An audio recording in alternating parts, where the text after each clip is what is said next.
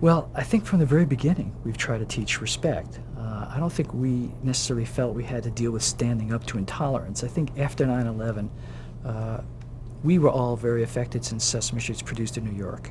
And we were in production, and those of us who were traveling to the studio that day over the Triborough Bridge saw the destruction, saw the cloud. We were very aware of what was going on. And most of our shows were already written, but four were not.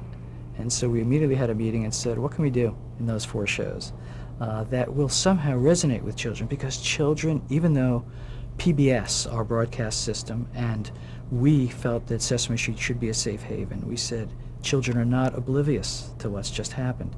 We need to find a legitimate way to deal with it. So we said, let's do two shows that deal with children's fears and deal with the trauma. So we had one show where Elmo sees a fire in Hooper's store. And it's a powerful show because he's there in the store when a fire breaks out. And Maria has to tell him to duck and to get close to the ground and get out of the store. The firefighters come. They put out the fire. Elmo is scared of the firefighters. He's scared of what they're wearing. So the firefighters are wise enough to see that, and they invite him to come later in the week to the firehouse. And we go to a fire station in Harlem that actually lost 12 firefighters at 9/11. And he learns what the firefighters do, and he has a lunch with the firefighters.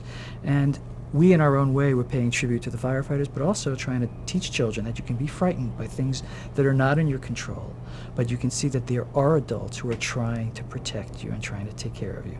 That was one show. We did another show on fear, and then we did two shows on the other side, on standing up to intolerance. So we had Big Bird have a pen pal named Gulliver, who was a seagull whom he had never met, who says that I'm going to come and visit you, and I can't wait to meet all your friends. And he comes, and Big Bird wants to introduce him to his best friend, Snuffleupagus. And Gulliver says, but he's not a bird. And he said, no, he's a Snuffleupagus. He said, but I only play with birds. I can't play with him. And Snuffleupagus says, oh dear, you've hurt my feelings. And Bird has to take a stand. And he says, Gulliver, if you can't play with my friend Snuffleupagus, I can't play with you. And we thought that was an important message for children to hear, that somehow, even as a preschooler, you have to take a stand about what's fair. And then we dealt with another show with a bully. And it was those kinds of messages that we felt were very important. We had to teach children in the next season. We decided to teach cognitively how to think things through, both cognitively, how do you ask questions, how do you hypothesize, how do you evaluate, how do you make decisions. But we said socially, we need to teach children to be reasonable, to be discerning, in order to become, citizens of a democracy. How do you think things through socially, and how do you respect somebody who's different?